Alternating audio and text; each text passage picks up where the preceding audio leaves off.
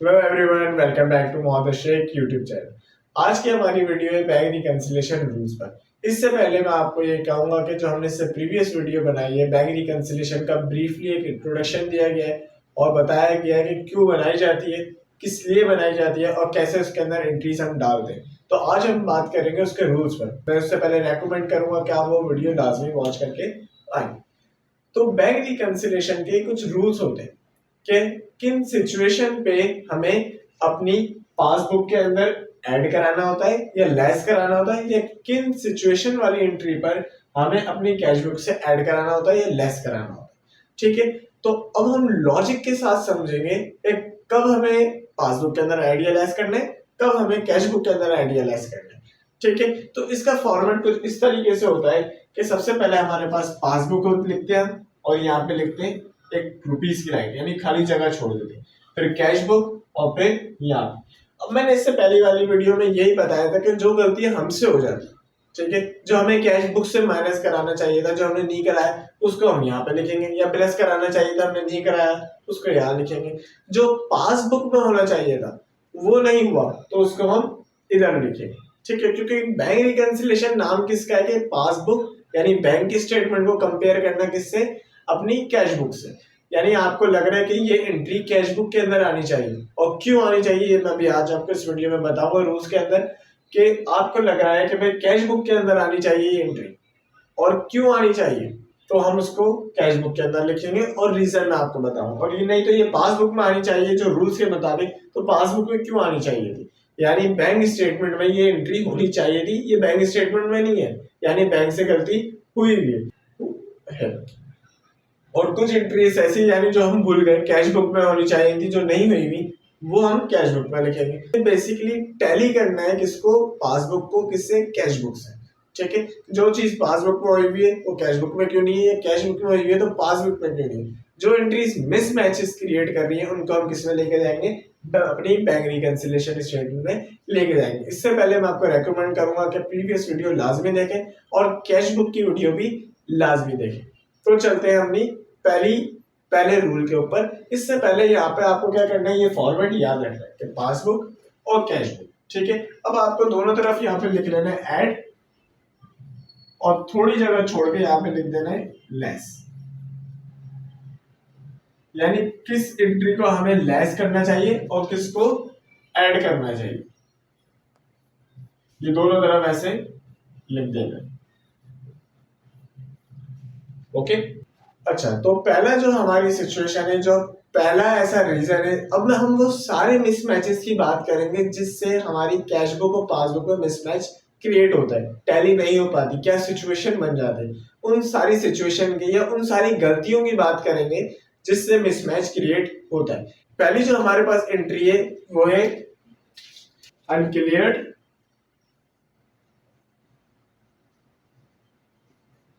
Uncollected या uncredited. अच्छा, ये तीनों एक ही चीज के नाम है। ठीक है, अनक्लियर्ड, अनकलेक्टेड या अनक्रेडिटेड। ठीक है, इसमें होता क्या है, अब इस सिचुएशन को समझते। जैसे कि मैंने एक चेक बैंक को दिया कि ये मेरे अकाउंट में डिपॉजिट कर दीजिए, वो चेक था 5,000 रुपए। ठीक है, तो 5,000 रुपए का मैंने चेक डिपॉजिट करवाया अपने अकाउंट के अंदर, मगर मैं घर आया, अब मैं अपनी एप्लीकेशन खोल के देखूंगा उसमें 5,000 प्लस होंगे, कभी नहीं होंगे, क्योंकि बैंक को अपने प्रोसेस में एटलीस्ट 3 to 4 days लगते ही लगते हैं, अगर वो क्रॉस चेक है या कोई दूसरे बैंक का चेक है। ठीक है, तो उन 3-4 days की वजह से मेरी कैश बुक में, क्योंकि कैश बुक में तो मैं प्लस कर चुका था कि भाई मैं अपना चेक डिपॉजिट करवा कर आ चुका हूँ, कैश बुक के अंदर ऑलरेडी प्लस है, मगर बैंक स्टेटमेंट के अंदर प्लस नहीं था। क्यों प्लस नहीं था, क्योंकि बैंक को क्या लगेगा, इसमें 3-4 दिन का प्रोसेस लगेगा। ठीक है, अच्छा, आप इसमें बात करेंगे गलती किसकी है। मेरी गलती है कि मैंने प्लस कर लिया कैश बुक में, भाई मैं तो करूंगा क्योंकि मैं तो डिपॉजिट करवा के आ गया हूँ। ठीक है, अब बैंक की गलती है कि बैंक ने जो है उसको प्लस नहीं करा, भाई बैंक की भी गलती नहीं है क्योंकि उसको प्रोसेस में 3 या 4 दिन लगेंगे। तो मगर गलती किसी की नहीं, मिसमैच तो फिर भी क्रिएट हो गया। ठीक है, फर्क तो आ गया हमारी कैश बुक और पासबुक में। हम तो कैश बुक में प्लस करके बैठे हुए थे, पासबुक में प्लस नहीं था। क्यों प्लस नहीं था? क्योंकि उसको 3 या 4 दिन का टाइम लगता। मगर हम बैंक रिकैंसिलेशन स्टेटमेंट अभी बना रहे, ठीक है। तो अभी जब बना रहे हैं तो उसमें हमें ये एंट्री ऐड करनी पड़ेगी। अब बैंक 3-4 दिन के प्रोसेस के बाद उसको ऐड अपने पास कर लेगा। तो हमने क्या करा, उसको पासबुक में क्या करा, यानी जो बैंक की बुक है उसमें क्या कर दिया, ऐड कर दिया। यहाँ क्या करेंगे, हम पासबुक में प्लस करेंगे जितना भी अमाउंट होगा। फॉर सपोज 5000 का था तो हम उसको 5000 लिख देंगे कि भाई 5000 से हमने अपनी पासबुक के अंदर इसको प्लस कर दिया, क्योंकि ये 3-4 दिन बाद बैंक खुद ब खुद ऐड कर देगा। हम इसको अभी ऐड करेंगे क्योंकि ये मिसमैच क्रिएट कर रहा है, ठीक है।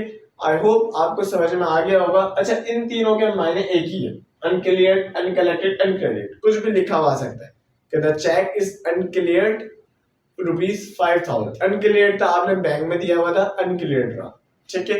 मैं आपके सामने एंट्री शो करता हूँ, इस तरीके से आपके पास एंट्री आएगी कि बैंक में जो है चेक अनक्लियर्ड था, अनकलेक्टेड था, बैंक ने अभी इसको प्रोसेस में, वो बैंक ने आपके अकाउंट में उसको जमा नहीं किया। अब आपको पासबुक में क्या करना है, उसको जमा कर देना, ठीक है।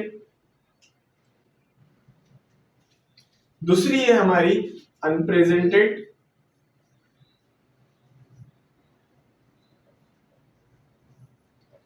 ठीक है, आउटस्टैंडिंग,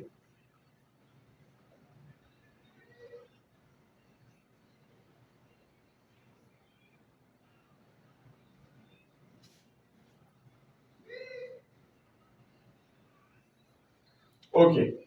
नेक्स्ट जो है हमारी सिचुएशन, या जिसकी वजह से मिसमैच लग रहा है हमें, हो सकते हैं फ्यूचर में भी ऐसी एंट्री आएगी, ऐसी सिचुएशन आएगी जिससे मिसमैच क्रिएट हो सकता है, वो है अनप्रेजेंटेड, आउटस्टैंडिंग, अनपेड।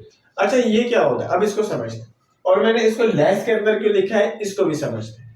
अनप्रेजेंटेड क्या होता है कि मैंने किसी को चेक के थ्रू पेमेंट कर दी, ठीक है। मैंने अपनी प्रीवियस वीडियो में भी इसकी एग्जांपल दी थी कि मैंने किसी को चेक के थ्रू पेमेंट कर दी। फॉर सपोज मैंने किसी से, अपने सप्लायर से सामान खरीदा और उसको 20,000 रुपए का चेक दे दिया, ठीक, ठीक है। अब मैंने जब उसको 20,000 रुपए का चेक दे दिया तो अपनी कैश बुक से माइनस कर दिया होगा। जाहिर सी बात है, चेक देते ही मैंने लिख दिया होगा भाई मेरे 20,000 रुपए बैंक से चले गए, माइनस कर दिए गए होंगे। बिल्कुल ऐसी बात है, क्योंकि मैंने तो चेक के थ्रू पेमेंट कर दी, अब मुझे उसको माइनस करना ही करना है। पता चला कि मैंने उसको चेक तो दे दिया, वो 1 हफ्ते तक उस पैसे को बैंक से निकलवाने गया ही नहीं। उसने उसको चेक को अपनी जेब में रखा, उसको टाइम ही नहीं मिला कि वो बैंक से जाके अपने पैसे निकलवा ले। मगर सिचुएशन अगर देखी जाए तो मैंने इसको माइनस कर दिया अपनी कैश बुक में, क्या बैंक ने भी माइनस किया होगा?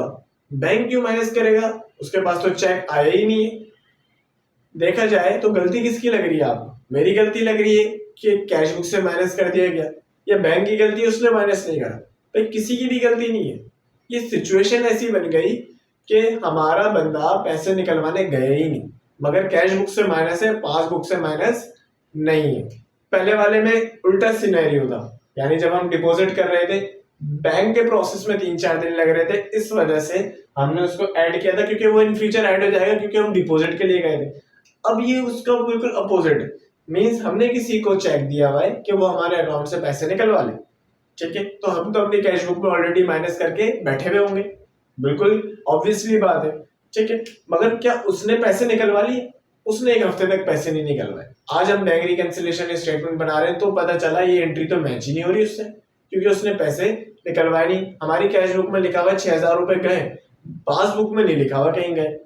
तब हमने अपने सप्लायर से पूछा भाई पैसे निकलवाए आपने? उसने बोला नहीं, मुझे टाइम नहीं मिला, ठीक है। तो बैंक तो तभी पेमेंट करेगा जब उसके पास चेक आएगा, ऐसा ही है ना। अब जब उसके पास चेक आया ही नहीं तो वो आपके अकाउंट से माइनस क्यों कर दे, ठीक है। अब मगर आपने माइनस कर दिया क्योंकि आपने तो चेक इशू कर दिया, तो अब वो बंदा 1-2 दिन में या अगले हफ्ते बैंक से कभी ना कभी तो पैसे निकलवाएगा ही, ठीक है। तो आप उसको क्या करो, अपने पासबुक में से माइनस कर दो। क्यों? क्योंकि ये एंट्री मिसमैच तो क्रिएट कर रही है, टैली तो नहीं हो रही है ना। तो इस वजह से हम इसको अपनी पासबुक से माइनस कर देंगे। भाई वो 1-2 दिन बाद निकलवा ले, 3-4 दिन बाद निकलवा ले, फिर ये बैलेंस खुद ब खुद हो जाएगा। जब भी वो निकलवाएगा माइनस बैंक हमारे अकाउंट से क्या कर देगा, खुद ही कर देगा। तो हम इसको बैलेंस करने के लिए आज ही माइनस कर दे रहे। फॉर सपोज वो चेक था 8,000 रुपए का, तो हमने 8,000 रुपये क्या करें, पासबुक से माइनस कर, ठीक है, कि भाई ये जब भी वो निकलवाए वो 8,000 रुपये बैंक खुद ब खुद माइनस कर देगा, हमें इसको आज माइनस करना है। क्यों? क्योंकि ये मिसमैच क्रिएट कर रहे हैं। ठीक है, आई होप आपको समझ में आ गया होगा। अनप्रेजेंटेड, आउटस्टैंडिंग, अनपेड कुछ भी लिखा हुआ आ सकता है, ये भी लिखा हुआ आ सकता है द चेक, ये भी लिखा हुआ आ सकता है द चेक इज आउटस्टैंडिंग ₹8,000। तो इसका मतलब ये है कि आपने किसी को चेक दिया हुआ है, वो बैंक के पास नहीं गया उसको निकलवाने के। ठीक है, अब आपको इसकी वर्डिंग समझनी होगी, अकाउंटिंग लैंग्वेज समझनी होगी। ठीक है, आई होप आपको ये दोनों क्लियर हो गई होगी। अच्छा, नेक्स्ट है हमारे पास डायरेक्टली डिपॉजिट इन बैंक, या वो इंटरेस्ट हो या मार्कअप। अब मैं आपको समझता हूँ मैंने क्या बोला।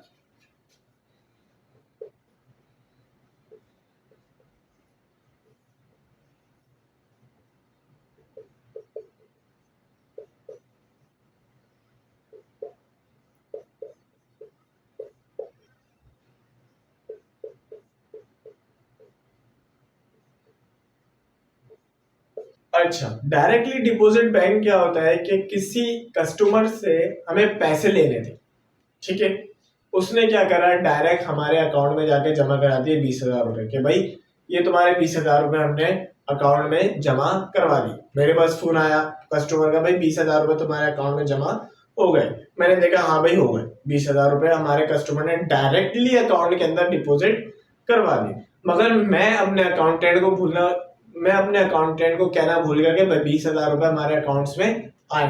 जब मैं पासबुक और कैश बुक को मैच कर रहा था, जब मैंने देखा भाई 20,000 रुपए हमारे बैंक के अंदर आए हुए, कैश बुक के अंदर 20,000 रुपए तो लिखे हुए नहीं है। फिर मुझे याद आया कि कस्टमर ने डायरेक्टली डिपॉजिट बैंक के अंदर करवा दिए थे और मुझे उसकी कॉल आई थी, मगर मैंने अकाउंटेंट को नहीं बताया।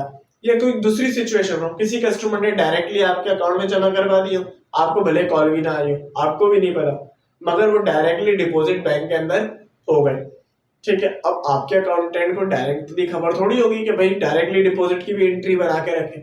आपको ये बात जब आप बैंक रिकंसिलिएशन स्टेटमेंट बना रहे थे, जब आपको पता चला कि पासबुक के अंदर 20,000 रुपए आए हैं, मगर कैश बुक के अंदर 20,000 हमने कहीं डिपॉजिट नहीं करवाए थे। फिर पता चला कि ये तो हमारे कस्टमर ने डायरेक्टली डिपॉजिट करा दिए थे। ठीक है, तो इसका मतलब वो एंट्री हमारे, इसका मतलब वो 20,000 रुपए हमारे बैंक के अंदर मौजूद है, बैंक के अंदर ऐड हो गए, हमारी कैश बुक के अंदर ऐड नहीं हुए, क्योंकि वो डायरेक्टली डिपॉजिट हो गए। समझ में आ रही है सिचुएशन? ठीक है, अब इसमें भी गलती कहीं किसी की दिख नहीं रही है। सिर्फ ये गलती हो सकती है कस्टमर हमें हमारे अकाउंटेंट को बता देता तो वो हमारे कैश बुक के अंदर भी रिकॉर्ड कर लेता। ठीक है, या एक और सिचुएशन, इसी सेम एंट्री की एक और सिचुएशन बना कि हम क्या करते हैं कि अपना कुछ पैसा बैंक के अंदर फिक्स रखते हैं। मीन्स मैंने 10 लाख रुपए बैंक के अंदर फिक्स रखे और मुझे हर महीने उसका इंटरेस्ट मिलता है। इंटरेस्ट कह लें, मार्कअप कह लें, वो एक ही चीज के 2-3 नाम इन्होंने निकाले। ठीक है, मुझे उसका इंटरेस्ट या मार्कअप मिलता है। अब बैंक क्या करता है कि आपके अकाउंट में डायरेक्टली इंटरेस्ट डाल देता है हर महीने, मगर हमें उसका पता नहीं होता कि भाई हमारे अकाउंट में इंटरेस्ट आ गया। फॉर सपोज मेरे पास अकाउंट में आ गए 20,000 रुपए इंटरेस्ट के। ठीक है, हमें नहीं, मुझे उसकी खबर ही नहीं कि भाई मेरे पास पैसे भी हैं, मैंने उसको कैश बुक में कहीं रिकॉर्ड ही नहीं किया, डायरेक्टली हमारे अकाउंट के अंदर आ गए बिजनेस के बैंक अकाउंट में। ठीक है, तो मुझे इसकी खबर नहीं थी, मगर बैंक अकाउंट के अंदर देखा जाए तो मेरा पैसा आया 10,000 रुपए, फॉर सपोज मेरा इंटरेस्ट आ गया, तो बैंक के अंदर तो मेरा इंटरेस्ट आया, मैंने कैश बुक में उसको रिकॉर्ड किया था 10,000 रुपए में, उसमें रिकॉर्ड नहीं था। तो अब जिसमें मुझे रिकॉर्ड करना है वो क्या हुई, कैश बुक की ऐड होगा, यानी ये हमारे पास पैसा आया डायरेक्टली। जब भी बैंक के अंदर डिपॉजिट हो जाए और आपको खबर ना हो कि भाई ये डिपॉजिट हो गया है, तो आप इसको कैश बुक के अंदर क्या करते हैं, प्लस करते। ठीक है, आई होप आपको इसका कॉन्सेप्ट समझ में आएगा। फॉर सपोज 10,000 रुपए आए तो हम इधर लिख लेंगे भाई 10,000 रुपए हमारी कैश बुक के अंदर आए। ठीक है, ठीक है, तो इसका मतलब ये हुआ कि हमारे अकाउंटेंट ने, या हम अगर खुद अकाउंटिंग बना रहे हैं, खुद अपने अकाउंट्स बना रहे हैं, तो हमने इसको नहीं लिखा हुआ था अपने कैश बुक के अंदर। हमने देखा भाई कैश बुक के अंदर ये एंट्री नहीं थी, मगर डिपॉजिट हुए नहीं, तो जब ये नहीं था यानी not written in cash book, तो उसको हम यहाँ पे कैश बुक के अंदर प्लस करते हैं कि भाई ये पासबुक के अंदर पैसा आया हुआ है, कैश बुक के अंदर हमें इसको प्लस करना है। अच्छा, एक सिचुएशन नेक्स्ट में बताने चाह रहा हूँ, वो भी थोड़ी कॉम्प्लिकेटेड है। अच्छा, इसमें हमारी अकाउंटेंट की गलती हो सकती है। ठीक है, वो कैसे कि हमने किसी को पेमेंट करी, कितने की, 2100 रुपए। हमने कितनी पेमेंट करी, 2100 रुपए की।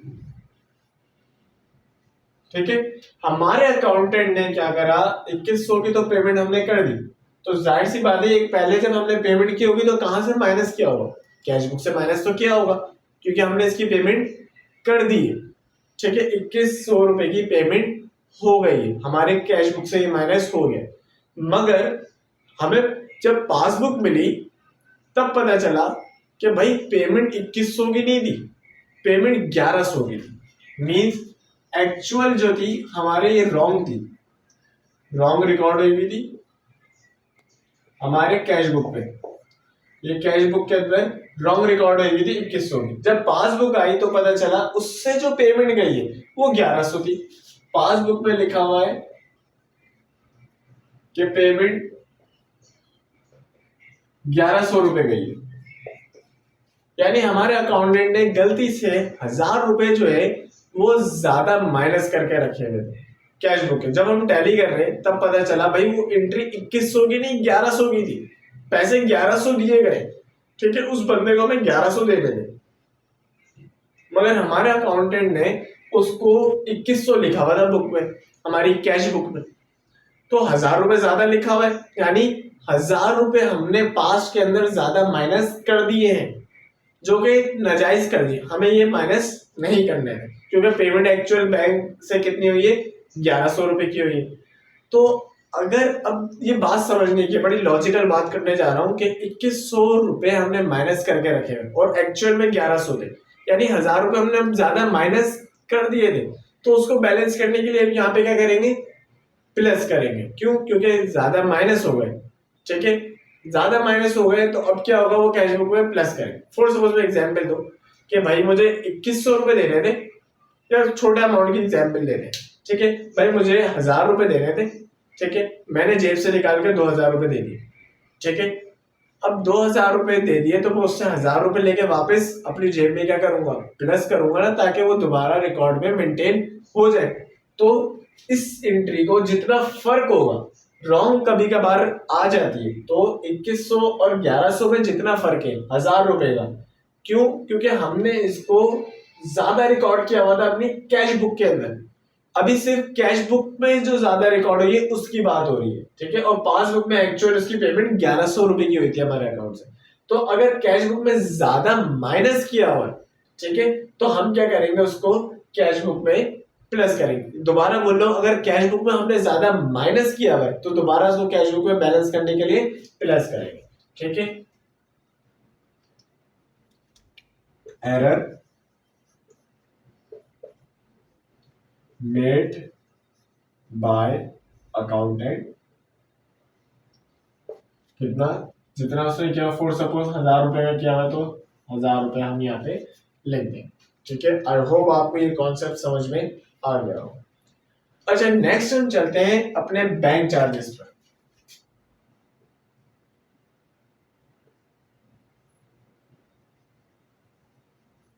अच्छा, बैंक चार्जेस क्या होते हैं। अच्छा, स्टेटमेंट जब आती है तो पता चलता है कि भाई बैंक हमें सर्विसेज दे रहा होता है। ठीक है, तो बैंक अपने पैसे भी तो काटेगा, जाहिर सी बात है, बिल्कुल काटेगा। फ्री में तो हमें सर्विसेज देगा नहीं, एटीएम के हमारे पैसे महफूज रखेगा, उसके भी तो अपने चार्जेस होते हैं। तो बैंक क्या करता है, अपने चार्जेस खुद ब खुद आपके अकाउंट से क्या कर लेता है, डिडक्ट कर लेता है, ऑटोमेटिक। ठीक है, अच्छा, क्या हमारे अकाउंटेंट को इस चीज की खबर होगी कि बैंक ने ऑटोमेटिक अपने चार्जेस डिडक्ट कर लिए हमारे अकाउंट से। हमारे अकाउंट से फॉर सपोज उसने 500 रुपए चार्जेस माइनस कर दिए हमारे अकाउंट से, हमने इसको कैश बुक में माइनस किया था, हमने तो पता ही नहीं था कि भाई हमारे अकाउंट से 500 रुपए माइनस भी हो। जब बैंक स्टेटमेंट आई तब पता चला कि भाई 500 रुपए हमारे अकाउंट से माइनस हुए। तब हमें पता चला कि 500 रुपए हमारे अकाउंट से माइनस हुए, जब हमने पासबुक में देखा कि बैंक चार्जेस लगे हुए और ये माइनस हुए हमारे अकाउंट से। ठीक है, मगर क्या वो कैश बुक में माइनस थे, क्यों माइनस ही नहीं थे, हमें तो पता ही नहीं था कि बैंक ने पैसे काटे। मगर ये एंट्री भी वैलिड है, इसको आपको अपने कैश बुक में से माइनस करना पड़ेगा कि भाई बैंक में से ये माइनस हुए हुए। तो अब जितना भी उसका फर्क हो ठीक है, 500 रुपए का अगर फर्क है तो इसको हम माइनस करेंगे अपनी कैश बुक में से, क्योंकि इसने बैंक पास यानी हमारे बैंक में से माइनस है, हम किस में से माइनस करने, पासबुक में से माइनस करेंगे। आई होप आपको इसका बिल्कुल बेसिक कॉन्सेप्ट समझ में आ गया होगा कि वहां से भी माइनस है तो यहाँ भी माइनस करने होगा। यानी नेक्स्ट है हमारे पास जब बैंक किसी को हमारे अकाउंट में से पेमेंट कर दे, जैसे payment directly made by bank.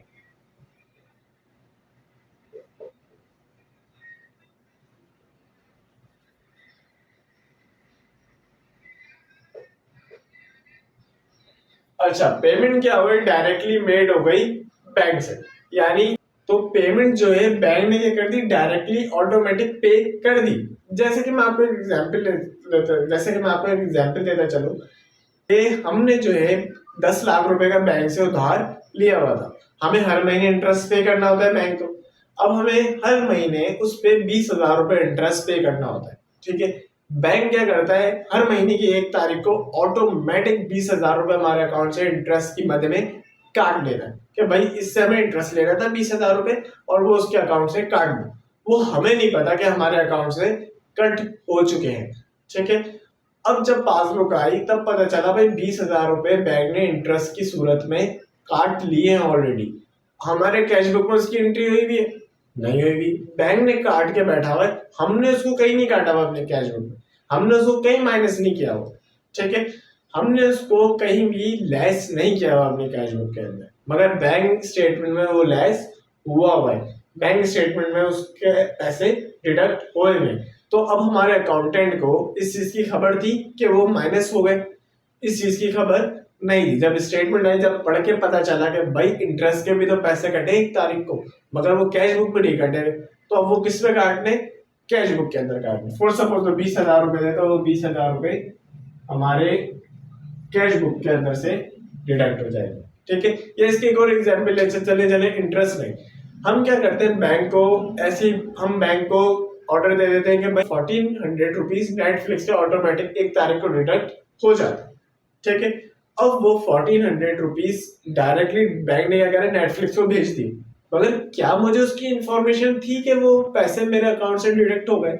नहीं, जब पासबुक आई तब पता चला हाँ भाई 1400 रुपीज नेटफ्लिक्स के डिडक्ट हो गए, मगर वो मैंने कैश बुक से माइनस नहीं किए हुए, तो उधर से लेस नहीं थे। तो अब बैंक से डिडक्ट है, अब किसमें से माइनस करने, कैश बुक से माइनस करने। तो जितने भी है वो 1400 आप लिख दीजिए, यानी पेमेंट डायरेक्टली बैंक से ही हो गई, वो इसी लाइक कैटेगरी के अंदर लाइक करेगा। अब इसकी सिचुएशन ऐसी और भी हो सकती है कि आपने कोई ऐसा बोला हो कि मैं डायरेक्टली पे कर देना।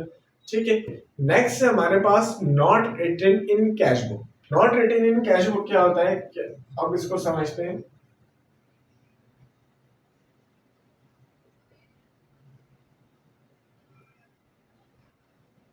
ऐसा हुआ,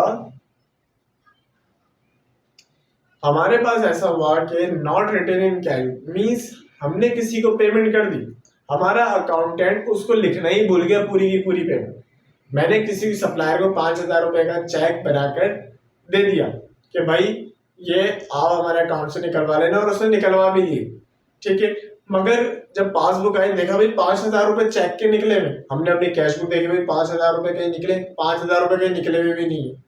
ठीक है, बैंक बता रहा है कि आपका कस्टमर इस चेक पे लेकर गया है पैसे, हमारा अकाउंटेंट इस एंट्री को करना ही भूला हुआ है कि भाई ये एंट्री तो उसने लिखी भी नहीं है पूरी की पूरी, तो वो पासबुक से तो माइनस हो गए होंगे, हमारे बैंक अकाउंट से तो पैसे चले गए होंगे, क्या वो कैश बुक के अंदर रिकॉर्डेड है? कैश बुक के अंदर तो बिल्कुल भी रिकॉर्डेड नहीं है, वो उसको हमने कैश बुक में माइनस किया, लिखना ही भूल गए, अब उसको क्या करना है, माइनस करना है। ठीक है, तो for suppose not written in cash book जितना भी अमाउंट है, फॉर सपोज 5,000 है तो उसको हम 5,000 रुपए से माइनस कर देंगे। ठीक है, आई होप आपको याद है कि सारी रूल्स समझ में आ रहा है। ओके, नेक्स्ट है हमारे पास अब एरर आ गया एक आखिरी, ये हमारा आखिरी रूल है कि एरर आ जाए। एक एरर ये था कि हमें 1100 एक्चुअल में हमने बंदे को दिए, हमारे अकाउंटेंट ने 2100 रुपए कैश बुक से माइनस किए हुए थे, तब हमने क्योंकि ज्यादा माइनस हो गए थे तो हमने कैश बुक में क्या करा, बैलेंस दोबारा सही करने के लिए प्लस कर दिया। ठीक है, अब ये हुआ कि हमने कम माइनस कर दिया और ज्यादा पेमेंट की, जैसे कि हमारे पासबुक में लिखा हुआ है कि हमारी पेमेंट 1,000 रुपए की हुई। ठीक है, पासबुक से पैसे 1000 रुपए गए, मगर कैश बुक में लिखा हुआ है कि पैसे 500 रुपए गए। हमने भाई थोड़ी सी जांच पड़ताल करी तो पता चला नहीं, पेमेंट 1000 रुपए की ही अकाउंट से हुई और 1000 रुपए की ही करनी थी। यानी यानी ये जो सप्लायर है इसको हमें 1000 रुपए दे देना, मगर गलती से हमारे अकाउंटेंट ने उसको 500 रुपए लिखा हुआ है कि भाई हमने पेमेंट 500 रुपए दी। ठीक है, यानी उसने क्या करा हुआ है, कम लेस किया हुआ। उसको एक्चुअल में कितना लेस करना चाहिए था, 1000 रुपए लेस करना चाहिए था, मगर उसने लेस कितना किया हुआ है, 500 रुपए लेस किया हुआ है और 1000 रुपए की पेमेंट आई हुई। ठीक है, तो फर्क कितना आ गया, दोबारा 500 रुपए का ही फर्क आ गया कि भाई 500 रुपए जब कम लेस किया हुआ तो दोबारा इसको क्या करना पड़ेगा, लेस करना पड़ेगा 500 रुपए, ताकि ये क्या हो जाए, हमारी कैश बुक में 1000 रुपए ही माइनस, 500 ऑलरेडी हुआ है, अब कितना करना है, 500 लेस करना है, ताकि ये पता चल जाए कि हाँ 1000 रुपए ही उसकी पेमेंट हुई है, तो कैश बुक के अंदर भी बैलेंस उसी मुताबिक हो। तो अगर एरर हो गया है अकाउंटेंट से और उसने कैश बुक से कम माइनस किए हुए और पासबुक से ज्यादा माइनस हुए हैं, तो जो ये सिचुएशन होगी उसमें हम क्या करेंगे, जैसे एरर मेड बाय अकाउंटेंट। ठीक है, तो अगर उसने 500 रुपए कम माइनस किए हुए हमारी कैश बुक में 500 यहाँ पे और माइनस करेंगे ताकि हमारा बैलेंस हो जाए। ठीक है, ये सारे रूल्स अनकलेक्टेड का आपको समझ में आ गया होगा कि भाई हमने बैंक को चेक दिया। ठीक है, बैंक को अभी 3-4 दिन लगेंगे, जब तक प्लस नहीं हुआ तो हमें यहाँ पे प्लस करना पड़ेगा पासबुक में, वो खुद ब खुद 3-4 दिन बाद प्लस हो जाएगा। अनप्रेजेंटेड का ये कि हमने किसी को चेक बना कर दिया, वो पैसे लेने नहीं गया, हमने माइनस किए, बैंक पासबुक से माइनस नहीं है, तो अब उसको क्या करा हमने, इधर लेस कर दिया, 3-4 दिन बाद वो खुद ब खुद माइनस हो जाएगा जब वो जाएगा। डायरेक्टली डिपॉजिट बाय इन बैंक, यानी किसी ने डायरेक्टली डिपॉजिट कर दिया हमारे बैंक के अंदर, या हमें इंटरेस्ट रिसीव हो गया जो हमारे अकाउंटेंट को इसकी खबर नहीं थी, तो उसने कैश बुक में प्लस नहीं किया, मतलब पैसा आ गया, तो यहाँ पे हम प्लस कर देंगे। ठीक है, एरर्स मेड बाय अकाउंटेंट, ये मैंने आपको पूरा प्रॉपर दिखाया। अगर कैश बुक से ज्यादा माइनस हुआ है और पासबुक में कम माइनस, जैसे पासबुक में 1100 है और कैश बुक में 2100 है, 1000 का जो फर्क आ रहा है, यानी हमने ज्यादा माइनस किया हुआ तो उसको बराबर करने के लिए हमने यहाँ पे प्लस किया। ठीक है, लेस, यानी बैंक ने हमारे चार्जेस खुद ब खुद काट लिया, हमें उसकी खबर नहीं थी, हमारे कैश बुक में उसका रिकॉर्ड नहीं था कि बैंक चार्जेस हुए, तो वो हमने डायरेक्टली बैंक चार्जेस 500 रुपए माइनस कर दिया अपनी कैश बुक से, क्योंकि पासबुक से तो वो माइनस है।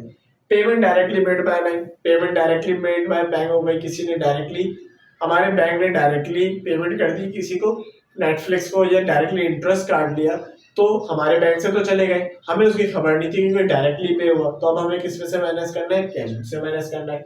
Not written in cash book, हमारा अकाउंटेंट करना ही भूल गया एंट्री, हमने पैसे दिए हुए और उसने लिखा हुआ नहीं है कि भाई पैसे हमने दिए हुए, तो उसको हमें लेस करना पड़ेगा क्योंकि वो पासबुक से लेस हुआ हुआ है। एरर मेड बाय बैंक, यानी हमने कम लेस किया हुआ, पेमेंट ज्यादा की हुई है, 1000 रुपए की पेमेंट हुई और हमने लेस 500 किया हुआ, तो 500 और लेस करना पड़ेगा ताकि पासबुक से ये क्या हो जाए, बराबर हो जाए, 1000 हो जाए। ठीक है, ये सारी हमारे रूल्स होते हैं। अच्छा, एक और बात कि इसकी जर्नल एंट्रीज भी बनती है, यानी कि हमने जो है जो चीज हमारे रिकॉर्ड में ही नहीं थी, अब उसको रिकॉर्ड में भी तो लानी है, तो रिकॉर्डिंग का प्रोसेस क्या होता है, जर्नल से दोबारा कहानी शुरू होती है। तो जो हमारी कैश बुक वाली साइड, ये बात याद रहे, पासबुक वाली साइड की आप कभी भी जर्नल एंट्रीज बैंक रिकंसिलिएशन में नहीं करते, हमेशा जो कैश बुक वाली साइड है उसकी जर्नल एंट्रीज होती है, ताकि हमारे रिकॉर्ड में तो आ जाए, क्योंकि ये वो सारी चीजें हमें पता ही नहीं थी ये हुई है, तो हमें अपने अकाउंट्स मेंटेन करने के लिए, रिकॉर्ड मेंटेन करने के लिए इसको जर्नल एंट्रीज इसकी बनानी पड़ती, इन सब की हमें जर्नल एंट्रीज बनानी पड़ेगी ताकि ये हमारे रिकॉर्ड्स में आ जाए। ठीक है, जर्नल फिर लेजर फिर ट्रायल बैलेंस, ताकि इनको रिकॉर्ड में लाने के लिए कि भाई चार्जेस काटे, तो जब हम इनकम स्टेटमेंट बना रहे होंगे तब चार्जेस को हम काटेंगे तो सही, क्योंकि ये एक्सपेंस है हमारा। ठीक है, तो इसलिए हम इसको रिकॉर्ड में लाने के लिए कि भाई ये भी खर्चे हुए, ये भी गलतियां हुई थी, तो इसलिए हम सिर्फ कैश बुक वाली साइड की जर्नल एंट्रीज भी बनाते हैं, जर्नल भी बनाते हैं। और वो कैसे बनाते हैं, क्या लॉजिक्स होती है, कैसे इसकी जर्नल एंट्री पास होती है, वो हम इंशाल्लाह एक सवाल अब इसका प्रॉपर लेंगे। ये तो सारी एज्यूम्स वैल्यूज थी। ठीक है, कैसे पहले बैलेंस आता है, ये इसको रूल्स लेके चले। अब नेक्स्ट वीडियो में हम इसके पूरे रूल्स के मुताबिक एंट्रीज करना सीखेंगे, पूरा सवाल लेंगे कि कैसे हम इसको सॉल्व करते हैं और कैसे हमारा सवाल होता है, फिर हम उसकी भी जनरलिटीज करने सीखेंगे। Thank you so much for watching, don't forget to subscribe and like. I hope आपको यहाँ तक सब कुछ समझ में आ गया होगा। Thank you so much for watching, don't forget to subscribe and like. Thank you so much.